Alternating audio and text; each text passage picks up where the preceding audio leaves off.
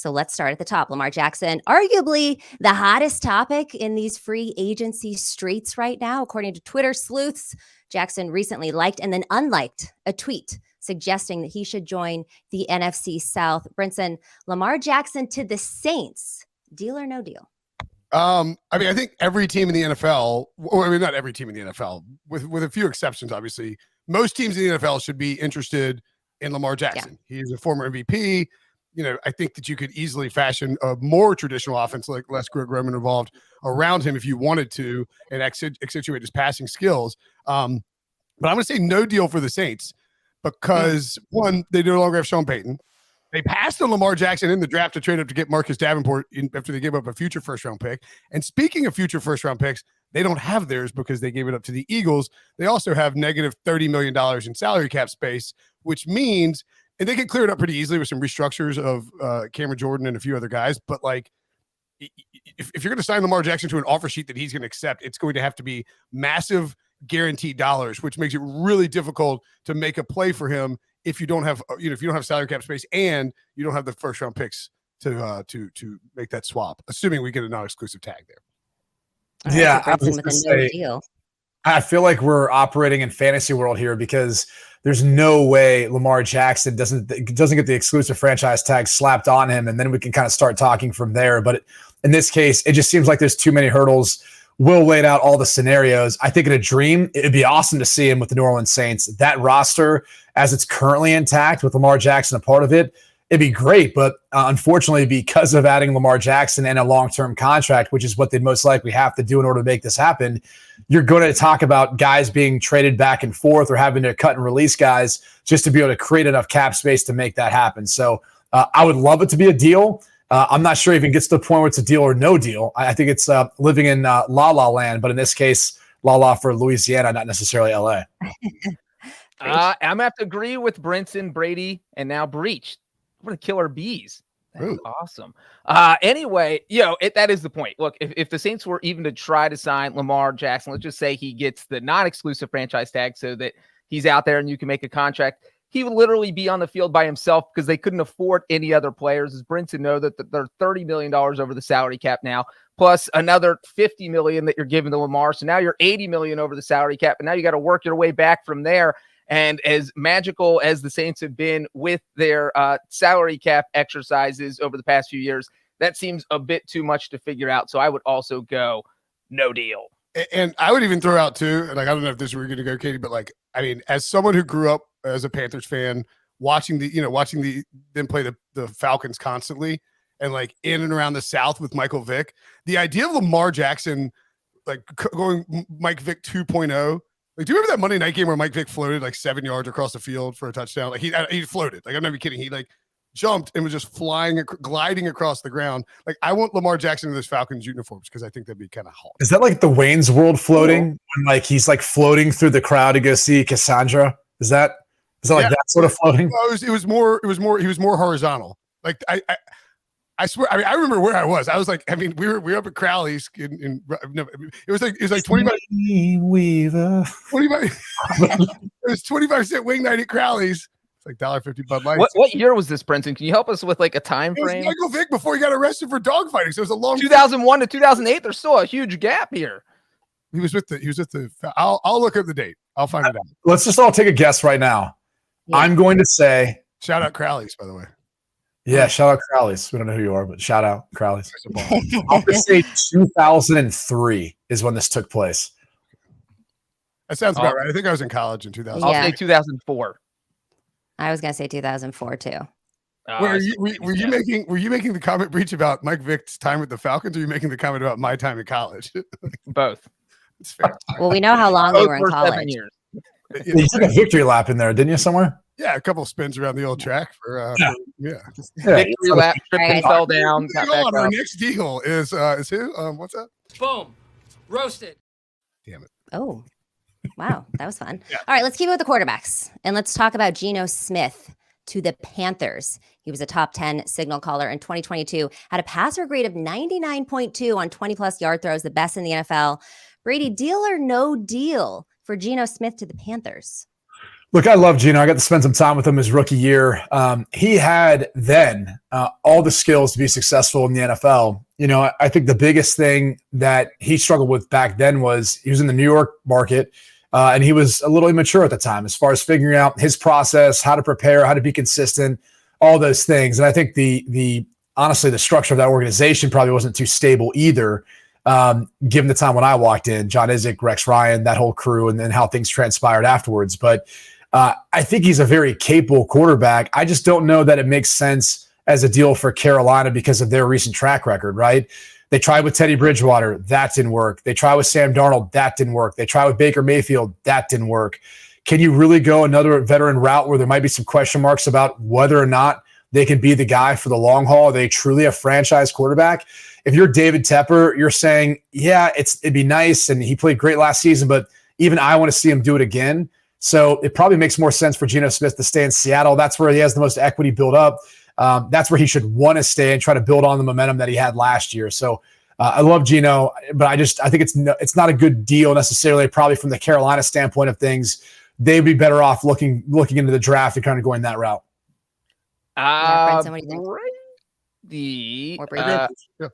I'm going to disagree with you. I'm going to say, look, I do think the best spot for Geno Smith is in Seattle, that he will probably end up re-signing there. But for the purpose of deal or no deal, I'm going to say the Panthers should look to make this deal. And that's because, look, Brady did mention all the absolute failures that the Panthers have had at quarterback over the past few years with Mayfield, Darnold, Bridgewater.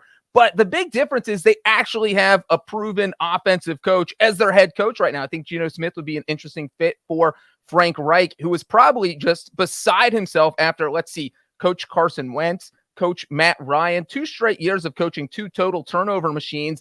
And now you have Geno, who does a pretty good job of protecting balls. Katie mentioned top 10 quarterback in 2022. And so I think Frank Reich, maybe they go after a veteran, but I think he would be thrilled to have someone like Geno after spending the last 2 years with Matt Ryan and Carson Wentz. I'm going to say no deal because I'm going to give the Panthers instead a different veteran quarterback, Jacoby Brissett. Oh, okay. All right. Former Frank Reich quarterback. Yeah, where plays college ball at? Let's see. Where did he play? Where did he play, huh? Where did he play? Brady. Oh, yeah, that's right. Yeah. Raise the roof. Well, get it off there for the Wolfpack. I'm actually annoyed because I ended up with the wrong pint glass. I had an Old Tuffy pint glass to bring to you. One of the bits too is that Brady thinks that I wake up in the morning and brush my teeth with Old Tuffy, which is the. I don't know why you wouldn't. I mean, I would if I actually had some Old Tuffy, but no one ever sends me any. I got some. I'll pack it up and say just tell everybody what your address is. And I still need a Brinson Sucks hat. I've never gotten one of those either. I don't have one anymore. Are there Brinson Sucks hats? Yeah, see, exactly. Unbelievable. I always keep it right on hand so I can pull it up at any point ever. Well, so our Lewis, Lewis, a podcast listener, made those and sent them to us. And I actually have one that just says "I suck," but because you don't get the joke of the Brinson Sucks hat. Brady has promised to wear his on Fox's big noon Saturday kickoff, and maybe get Urban Meyer to wear it too, if possible. Yeah. Go Tar Heels. I'm giving this to Brady then. I can't wait to see him wear it on the big noon kickoff. Yeah, gotcha. I'm going to go no deal on this one too. I'm not sure that Carolina has the financial flexibility to pull this off. As you guys know, finding a quarterback on a budget, always a challenge. That might be better off drafting a young talent. All right, Breech. The Eagles signed Bradberry to a 1-year, $7.5 million contract last spring after he was released by the Giants. He responded with an all-pro season, but he wants to get paid. Deal or no deal for the Eagles? Yeah, I'm like deal here, but hesitantly. If he wants to break the bank and be a top 5 highest paid corner, then it's no deal. But if I can talk him into a small raise over that $7.5 million he had, then it's a deal. And I'm just going to say, look, James, you had a great year. This is me talking as the Eagles front office, but I'm not sure if you remember how the Super Bowl ended. That little holding call kind of made a big. What? I'm going to use my leverage. I have the leverage. That's what I'm doing as the front office. So yeah, you think what is like Howie Rose are going to print out the Juju Smith-Schuster tweet and be like, look at this. You see this? This humiliated us. Like, come on, buddy. This is become best friends. Yep. Exactly, Will. You're on the same wavelength here. So yeah, if he's willing to, take something under maybe 13, 14 million, I probably look to sign him. But if he wants something over that, just let him walk. So deal, kind of. I think that first of all, I'm like shook by the fact that you called me Will. That's the first time in like 5 years that Breech has called me Will. Second time in 2 weeks after I didn't do it. I know, it's very bizarre. What's happening here? I think the thing for me, and I don't know if you agree or not, Brady, but like Chauncey Gardner-Johnson is more important to that secondary than James Bradberry. So the problem here is probably that you got to use the tag to keep whichever one you want. I'm tagging Chauncey Gardner-Johnson and not James Bradberry. So I think deal is fine, but I think probably no deal happens. Yeah, I was going to bring that up because I feel like you're losing a lot of defensive pieces, right? Fletcher Cox is a free agent. Javon Hargrave's a free agent. Chauncey Gardner-Johnson's a free agent. James Bradberry as well. TJ Edwards. I mean, you go through the line. The Eagles have a lot of decisions to make with a lot of the unrestricted free agents they've got heading into this offseason. So they got to be careful about who they select with wanting to use the tag if they decide to use it. And then, based on that for Bradberry, can you go find something that's complementary to him in the draft and get that level of play? Probably not right away, but the way Howie Roseman has constructed this team and the way he's drafted and they've developed, you'd have to think that he's going to be able to figure out a solution to this. He's done as good of a job as anyone as far as roster building. They obviously have the most Pro Bowls and Pro Bowl alternates, if that's still a thing that matters anymore. If you look at this past year's Pro Bowl, so it's a talented team. It's just a matter of, is the price going to be right? I personally would do the deal because I do think this is a team that can compete for years to come. So you got to have some continuity there. But I could see that price tag getting a little bit too high for James Bradberry and then unfortunately letting him walk.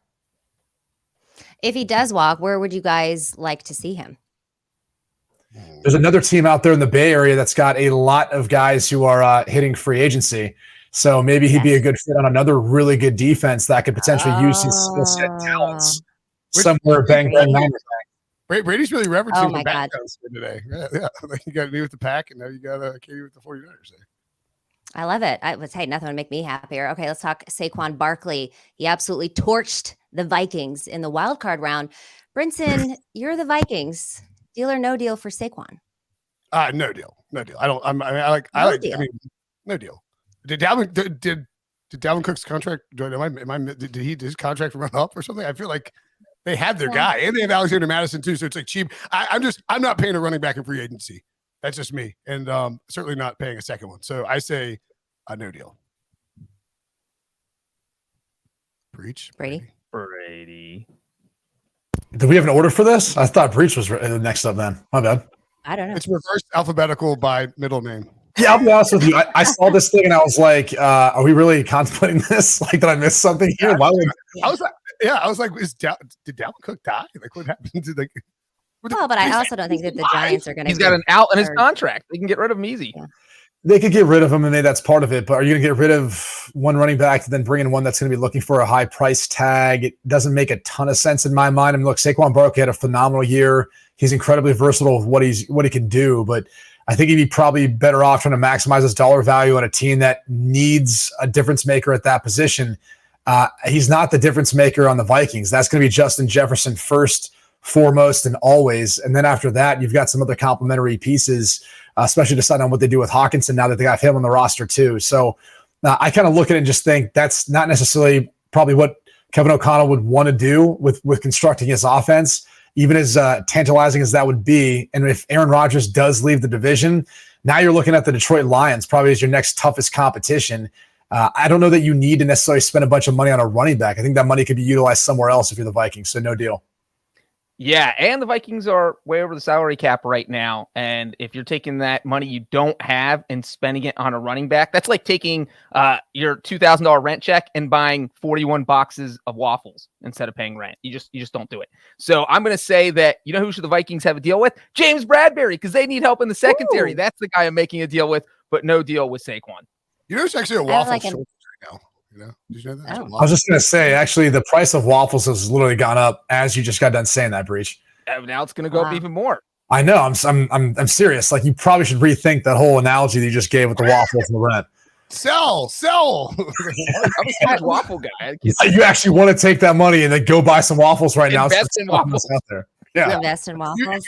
Well, do you think but what about the Giants for Saquon? Obviously, we're going to talk about Daniel Jones coming up here in a little bit, but they've got both of them. They got to worry about, do they keep Dan Jones or Saquon? I mean, I think if it boils down to it, you have to obviously tag Daniel Jones I was under the impression, or I guess I sort of naively thought this because I'm such a a team player and a good person and not a greedy quarterback who wants all the money. And wow. I was thinking like Daniel Jones might be like, I'll take this.